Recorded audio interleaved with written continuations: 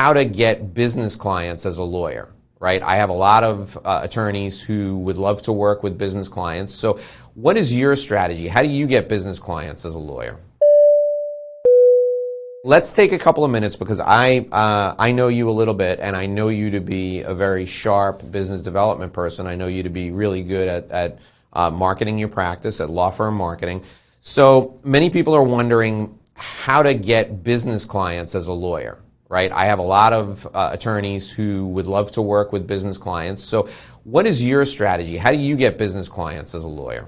So a lot of it during COVID's obviously been a little bit different, but a lot of it's content marketing and putting that information out there. Having discussions like this, I find is helpful. And just really putting, I mean, with COVID especially, there's just been so much information to share, and putting it out in a way that business owners who are very busy with other things can digest it and say, all right, I need to know the answers to this. So a lot of people don't know what they don't know, right? So really providing value and saying, all right, well, here's how I can help, and really just trying to be service minded in that regard, and getting out there, getting information out there, and being a resource, both amongst business owners, but also other service providers, and partnering with them, because there's a lot of my clients have questions for accountants that I can't answer. So I love being able to bring in another professional, to do some marketing together or do some meetings together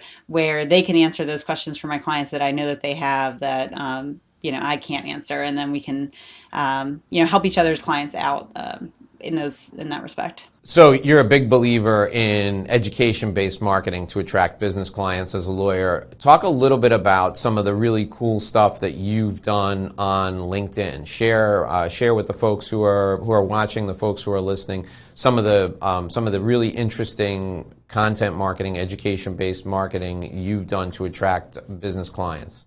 Yeah, so I've created a blog, Sawyer the Lawyer, my Sawyer the Lawyer blog.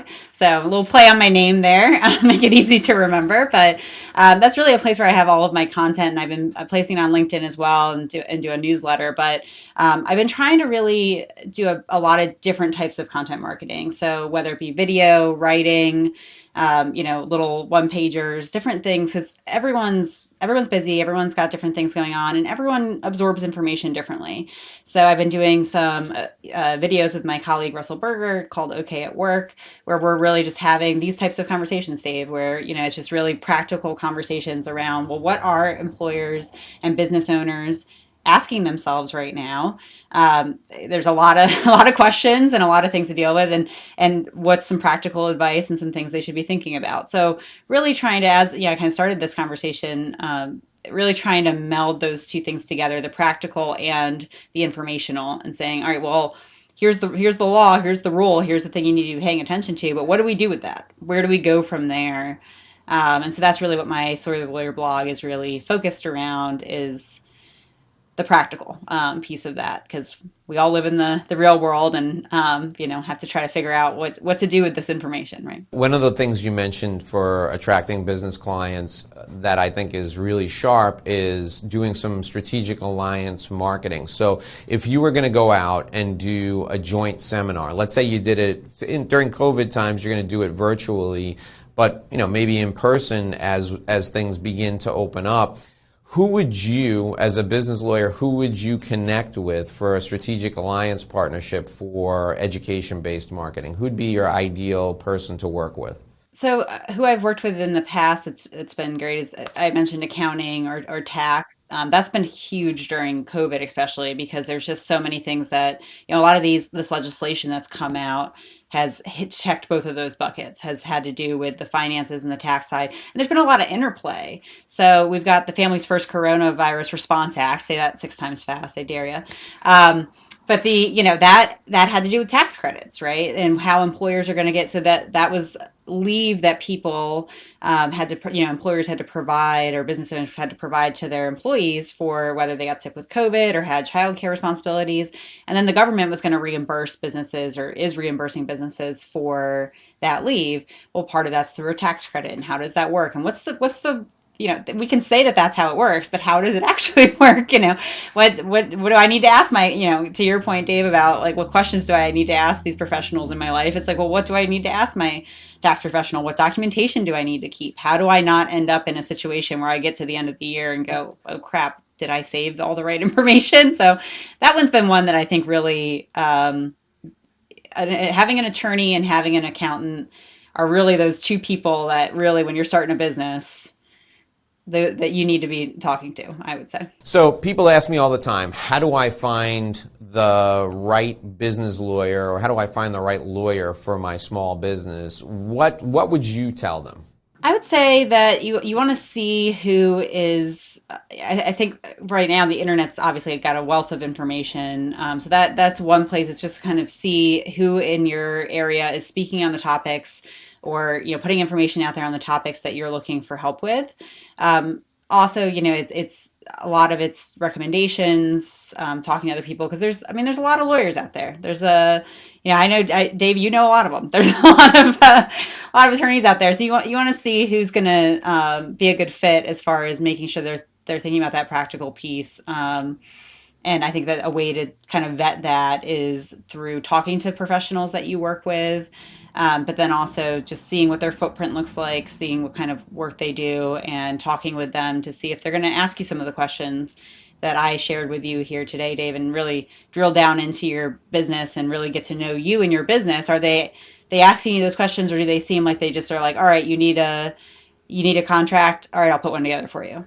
So because you want someone who's going to be a partner for you long term, be proactive, and is going to actually help you through the process. This is something that I've been meaning to ask you. What unique insight do you think your time as general counsel has given you, and how has it, if at all, how has it changed your approach to how you advise your clients now? Yeah, so I was general counsel for a bit, and I being on the client, that's like being on the client side, right? So it did help with the perspective, I would say, of just, well, when you've got a lot of things on your plate, and this is just one call on your list, is calling counsel to get advice and figure out what to do. It's really helps with that perspective of trying to figure out, well, how do I make things easy and take things off of people's plates, and really make the best use of their time when they're talking with me, be as efficient as possible, get them the answers that they're looking for, and really, what are they thinking? What questions, so I got to put myself in those shoes a little bit and say, well, what questions would I ask me, if I was calling, right? So I'm always prepared to answer those questions and just ready to, always pivot and make sure that we make the most use of our time, and that I can explain things to people in a way that that it's useful for them, because I can recite the law at you, but that's probably not going to really help, right? So I think it's really helped reaffirm that that approach of making sure that the information is communicated in a way that is helpful and efficient. Yeah, you're in their mind, you're in their head. You can enter the conversation going on in their mind because you've been there. And that's something that I see only in somebody who either has your experience, and you said, I know a lot of lawyers, but there are two types of people who I see who are can very easily enter the conversation going on in the client's mind. The first is a second career lawyer. So I work with a lot of people who, were business people, and then they went to law school later in life. Those folks, they're inside the mind of the business person because they've been there, right? And then there's folks like you who you spent time as a general counsel, you know the business realities, right? And you can marry the legal ideals with the business realities in a way that allows you to enter a conversation from the perspective of the business person, which I think is a tremendous competitive advantage for a lawyer. I really do. I think it's incredibly helpful, because when the business owner says to you, hey, listen, Sarah, I would love to do that, but we just don't have the money, you can go, yeah, I get it. Well, here's an easier way to do it that, will keep you in compliance. And then when you grow into the way to do it full blown, especially when it comes to employees and hiring, there you can be in compliance without spending $1 bazillion, and then as you grow, you can add pieces to your the benefits that you offer folks and everything, and that's why people like you are there, to keep them within the confines of the law. Last question for you, Sarah. What do you think is the most difficult thing working with a business owner, particularly a small business owner? What's the biggest challenge from a legal standpoint working with a small business owner? I would say part of it is what you're describing, is that I want to do this thing, and this makes a lot of sense for me financially and for my business and my business model. How do I do it? And that's really where I like to be able to step in and say, all right, well, let's figure out what the options are, and what the universe is, and trying to come at it from a standpoint. And so a lot of it's strategic. So it's one thing to know the law.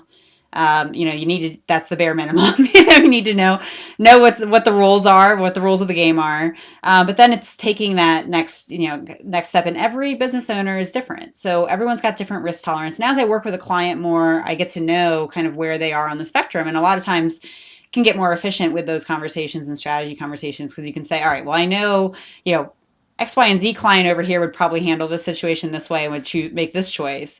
But having worked with you, I think you're probably more in this category. But here's the universe.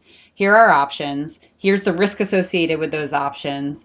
And which way are we going to go forward? What are you comfortable with? What makes the most sense? And sometimes clients will make the decision to not follow the law, right? And that's not my decision to make for them. They need to make that decision.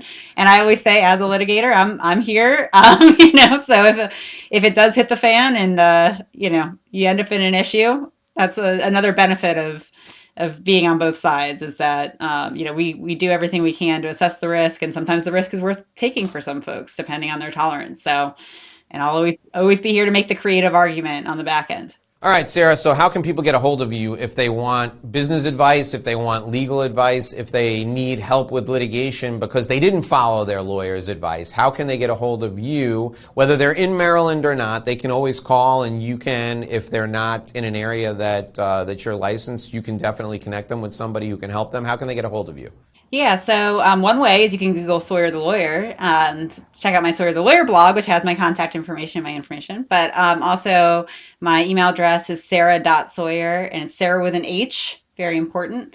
Sarah.sawyer@offitkerman.com, and then my phone number is 410-209-6413. So always happy to help. And as you said, Dave, Maryland is where I'm located, but we also have several offices on the East Coast, and then also a lot of connections nationwide. So always happy to chat or message and help how I can. We're going to put all that information in the show notes, so if you want to get a hold of Sarah, all that information will be there. I highly encourage you to reach out to Sarah as your business lawyer if you're in Maryland, or if you're anywhere up and down the East Coast, because Sarah can connect you with somebody who's licensed wherever you are. And the reason you want to do it ahead of time is so you don't make costly mistakes. You don't make mistakes that are going to lead to litigation afterwards. But sometimes you can do everything right and litigation still happens, and when litigation does happen, you can call Sarah, because she can try and get it resolved without it costing you a ton of money. And if the other side decides that it's going to cost everybody a ton of money, Sarah can help you in that regard as well. Sarah, thanks for joining us today. It was great to have you. We got a lot of insight from you on what to ask when starting your business, what to ask a lawyer when starting your business. And we also found out a little bit about